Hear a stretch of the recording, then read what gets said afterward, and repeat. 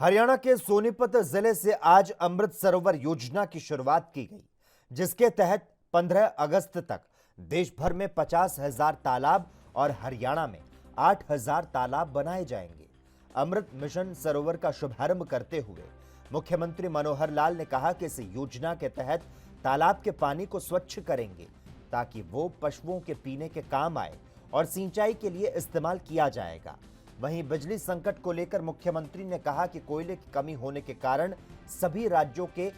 कई thermal power plant बंद हुए। अन्य राज्यों के मुताबिक हमारी समस्या कम है। 15 मई से पहले हमारी कई प्रकार की बिजली सप्लाई सुनिश्चित हो जाएगी। बहुत घोषणाएं की हैं देश भर में उनको लागू करने के लिए कि किस प्रकार हम अपने पानी को बचा सकें, जमीन के पानी को कैसे सुरक्षित रख सकें, दोहन जमीन से पानी का कम से कम करें, रिचार्जिंग ज्यादा से ज्यादा करें और जो हमारे आम जीवन के अंदर पानी का जो उपयोग करते हैं तो उसके बाद जो बचा हुआ पानी यानी एक प्रकार से हमारा जो डिस्चार्ज वाटर होता है या हमारा जो गंदा पानी जिसको हम कह सकते हैं कि जो सफाई के बाद वर्षा के कारण से तालाब भर जाते हैं, तो हर जगह पर इसकी चिंता करते हुए आज जिस अभियान की शुरुआत की गई है वो है अमृत सरोवर योजना। इस अमृत सरोवर योजना में सारे देश भर में अभियान चलाया जा रहा है। 15 अगस्त तक देश भर में 50,000 तालाब, हरियाणा में लगभग 8,000 तालाब और न्यूनतम हर जिले में 75 तालाब तो अभी पहले चरण में करेंगे ही, बाकी बचेंगे उसके बाद करेंगे। लेकिन सभी तालाबों के पानी को स्वच्छ करना, उसको पानी का उपयोग करना, पीने के यानी पशुओं के पीने के वो काम आएगा और जहाँ कहीं ओवरफ्लो होता पानी उसको इरिगेशन के माध्यम से हम वहाँ पर ट्यूबवेल लगा करके और माइक्रो इरिगेशन के माध्यम से गाँव के आसपास हमने इरिगेशन डिपार्टमेंट को और एग्रीकल्चर डिपार्टमेंट को कहा है कि उसका एक कमांड एरिया अलग से बनाए ताकि ये जो पानी है इसका उपयोग करके हम वहाँ सब्जियां हैं, वहाँ पर फल हैं, वहाँ पर फूल खेती है या सामान्य खेती है। तालाब और ऐसे हैं जहाँ गहराई पानी की अच्छी है और वहाँ पर हम फिशिंग का यानी मछली पालन का काम भी शुरू करा रहे हैं ताकि लोग उसको भी अपनी आजीविका में ला करके और मछली पालन का भी काम वो कर सके। तो आज के इस पवित्र कार्य के अंदर मैं लोगों से अपील करता हूं कि सब इसमें सहयोग करें, सबका साथ सबका विकास। आरोप लगाना उनको आज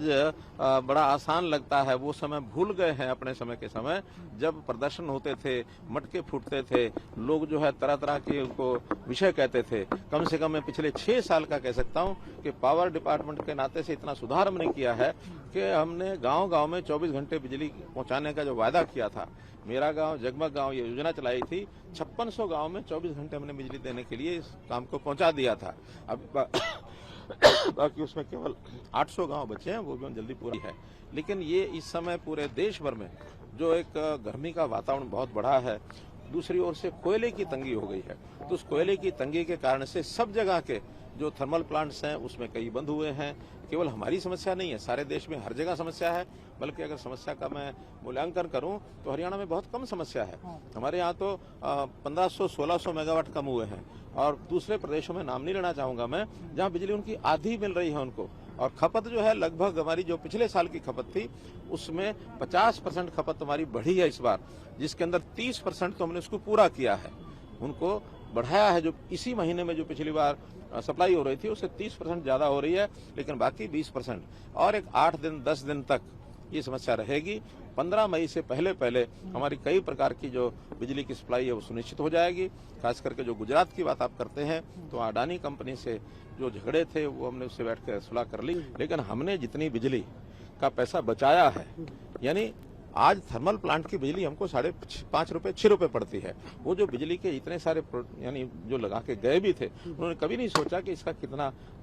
दुष्परिणाम होगा। कोयला मिल नहीं रहा, हम केवल पैसा लगा के लगाने, हालांकि हमने भी एक यमुनानगर के प्लांट की एक परमिशन ले ली है 750 मेगावाट की, लेकिन उसको तो 2 साल लगेंगे अभी। लेकिन उसके बदले में हाइडल पावर और सोलर पावर वो हमको 3 रुपए 3.5 रुपए 4 रुपए मिल रही है और यही एक कारण है जिसके कारण से हमारी बिजली की कंपनियां, जिसको वो अपने कार्यकाल में 31,000 करोड़ रुपया घाटे में छोड़ के गए थे, 27,000 करोड़ रुपया तो हमने उदय योजना के अंतर्गत एब्जॉर्ब किया, बिजली के घाटे खत्म किए और आज हमारी बिजली की चारों कंपनियां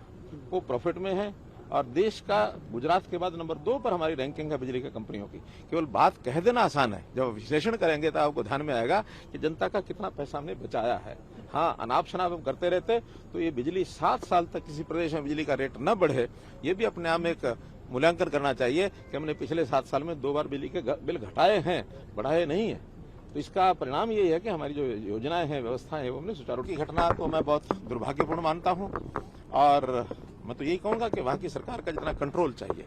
जितना लोगों के साथ तालमेल चाहिए, लोगों को जितना समझाना चाहिए, वो उसमें फेल हुए हैं। और सरकार के आते ही इस प्रकार का हिंसात्मक जो ये नाच हुआ है, ये निंदनीय है। और इस पर फिर भी मैं कहूंगा, पंजाब सरकार को अपील भी करूंगा कि सारी व्यवस्थाएं ऐसी बनाएं ताकि ये चीज आगे बढ़े नहीं और जहां है वहीं ये समाप्त